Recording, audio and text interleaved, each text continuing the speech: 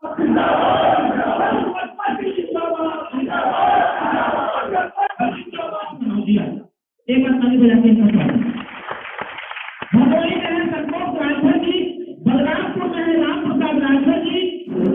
देव, Bharatiya Samaj party की आज राज्य स्तरीय कार्यकर्ता बैठक थी और हमारे साथ ओम प्रकाश राजभर के बेटे अरुण राजभर मौजूद हैं। ये जो बैठक चल रही है, क्या कुछ चर्चाएं हो रही इस बैठक में?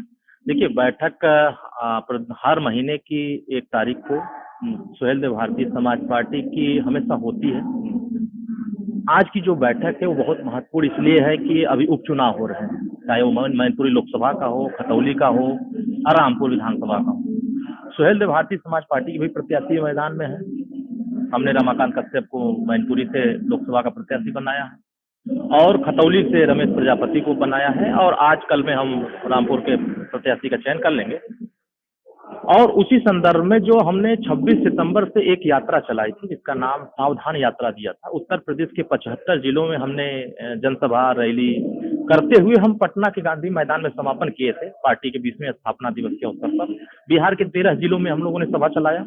तो जो सावधान यात्रा के दरमियान जो कमियां थी, जो खामियां थी, उन चीजों की दूरी करने के लिए कि क्या क्या दिक्कतें आई यात्रा में, क्योंकि ये यात्रा महीने भर चली थी और महीने भर की यात्रा की समीक्षा आज वो कार्यकर्ता देंगे कि हमारे जिले में ये दिक्कतें आई, ये परेशानी आई। उसको हम आगामी जो यात्रा हम महिला महारैली, महिला अधिकार महारैली जो आगे अगले महीने से हम शुरू करेंगे, ताकि जो पीछे कमियां थी वो आगे कमियां न रहें, इस संदर्भ में आज चर्चा होगी।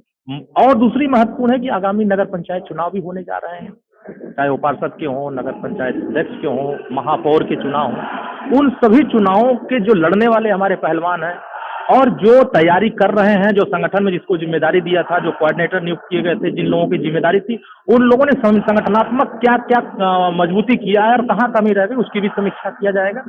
और पूरे उत्तर प्रदेश में जिन वर्गों को जोड़ने के लिए जिसको जिम्मेदारी दिया गया था, उन लोगों ने क्या किया और संगठन आगे कैसे बेहतर होगा, कि अभी हमको लोकसभा चुनाव भी 24 का बेहतर तरीके से लड़ना है और उन लोकसभा सीटों पर जहां सुहेल देव भारतीय समाज पार्टी बहुत मजबूत है, वहां और बेहतर मजबूती कैसे होगी, उसकी समीक्षा है। और उनकी जिम्मेदारियां, आज सभी जिम्मेदार यहाँ पदाधिकारी हैं और वही पदाधिकारी हैं जिन लोगों को हमने पिछले महीने हमने काम दिया था, आज उन्हीं की बैठक आज हम लोग लखनऊ में कर रहे हैं। तो क्या जिला अध्यक्षों का भी चयन करा गया है, नई नियुक्ति हो रही है? नहीं, देखिए, यहाँ हमारे जो नियुक्ति पहले से थे जिला अध्यक्ष हमारे यथावत थे। कुछ जिलों में 1-2 जिलों में चेंजिंग किए गए थे, उनको भी नियुक्त किया गया।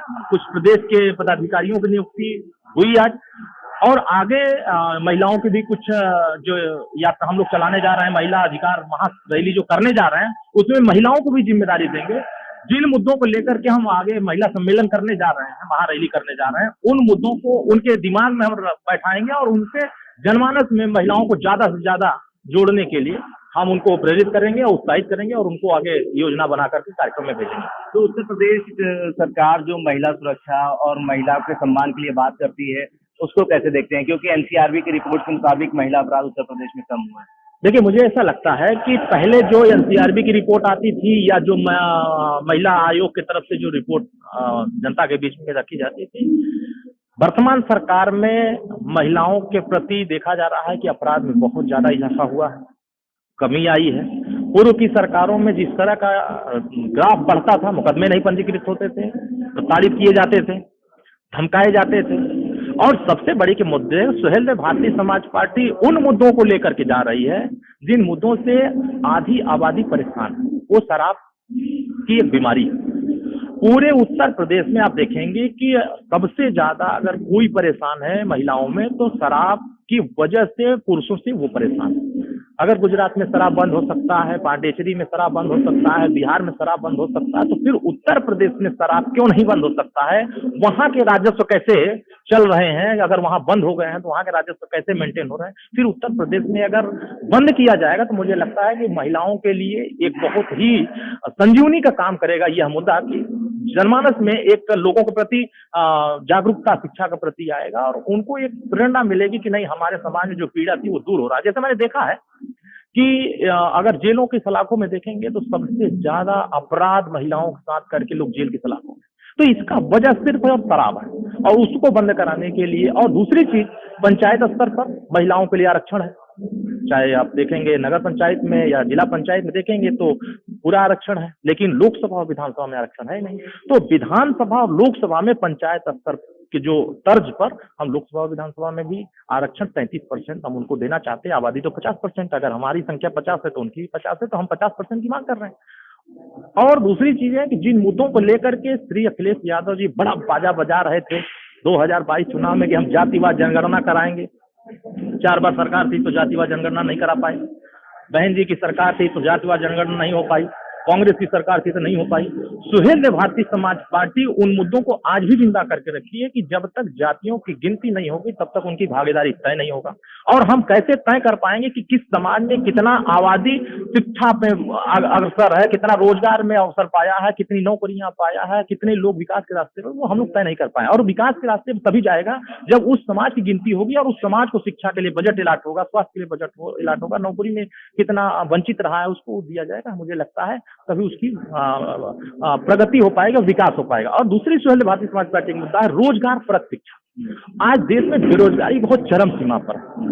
बेरोजगारी एक ऐसा मुद्दा है जिससे हम भी परेशान हैं और आप भी परेशान हैं। तो अगर बेरोजगारी दूर करना है तो हमें रोजगार परक शिक्षा देश में लागू करना होगा। जैसे हम 100 विषय चयनित करें, रेडियो, ट्रांजिस्टर, मोटरसाइकिल, पंखा, louder, AC, fridge, cooler, car, जितने इस धरती पर उपकरण हैं उसमें 100 विषय चिन्हित किए जाए और एक विषय हर लड़का लड़की को कक्षा 4 से पढ़ाना अनिवार्य किया जाए। अगर उसको हम 5 साल लगातार ट्रेनिंग देंगे तो मुझे लगता है कि आने वाले 5 साल में फिर वो ट्रेनिंग पा जाएगा तो कहीं ना कहीं वो रोजगार का अवसर पा लेगा और अपना दुकान खोल करके वो अपना रोजगार चला लेगा। एक मुद्दा तो हम लेकर चल रहे हैं। दूसरा कि इस देश में, प्रदेश में समाज तभी तरक्की करेगा जब समाज में शिक्षा होगी। आज एक तरफ गरीब टाट पे बैठ के पढ़ता है और अमीर टेबल पर बैठ के पढ़ता है। गरीब के लड़के को क से कौवा पढ़ाया जाता है, अमीर को क से कंप्यूटर पढ़ाया जाता है। अमीर पैसा वाला होता है तो वो कॉन्वेंट में भेजता है, गरीब सरकारी में भेजता है। सरकारी में पढ़ाई होती नहीं है, प्राइवेट में पढ़ाई खूब होती है। पढ़ाई इसलिए वहां बेहतर होती है क्योंकि वहां फीस ज्यादा होता है, यहाँ फीस कम होती है, यहाँ पढ़ाई इसलिए नहीं होती। कभी हमने नहीं देखा है कि जो सरकारी टीचर पढ़ाता है वो अपने बच्चे को उसमें बैठा कर मुद्दे रहेंगे लोकसभा चुनाव में। एक आखिरी सवाल आपसे, तीनों कैंडिडेट में कौन सबसे ज्यादा मजबूत लड़ेगा? खैतौली, रामपुर और मैनपुरी। मैनपुरी का कैंडिडेट बहुत बढ़िया लड़ेगा। मैनपुरी हवा निकाल देंगे हम। अब माने अखिलेश यादव जी को जो अहंकार है और जो घमंड है वो घमंड परिवार में ही रह जाएगा। परिवार के लोग आपस में लड़ रहे हैं, चाचा कह रहे हैं हम बड़े तो दूसरे छोटे वाले चाचा कह रहे हैं हम बड़े, तो वो आपस में बड़े छोटे में उलझे हुए हैं। मैनपुरी की भी जनता कंफ्यूज है। वहां गिनती हो रही यादव बहुत ज्यादा है, 60 के ज्यादा है, लेकिन कश्यप की कहीं गिनती नहीं है, अर्कवंशी की कहीं गिनती नहीं है, बंजारा कहीं गिनती नहीं, हुर्जी कहीं गिनती नहीं है, वपाल प्रजापति कोई गिनती नहीं है। तो सुहेल भारतीय समाज पार्टी रमाकांत कश्यप को मैदान में उतार के एकदम गिनती कराएंगे। हमारे साथ ये अरुण राजभर मौजूद थे, राष्ट्रीय प्रवक्ता हैं सुहेल देव भारतीय समाज पार्टी के और ओम प्रकाश राजभर के बेटे हैं। इनका कहना है कि हम मैनपुरी में बहुत मजबूती से चुनाव लड़े और उम्मीद ये भी है कि हमारा कैंडिडेट जीतेगा। जनसंदेश टाइम्स के लिए आकिब मिराज खान, लखनऊ।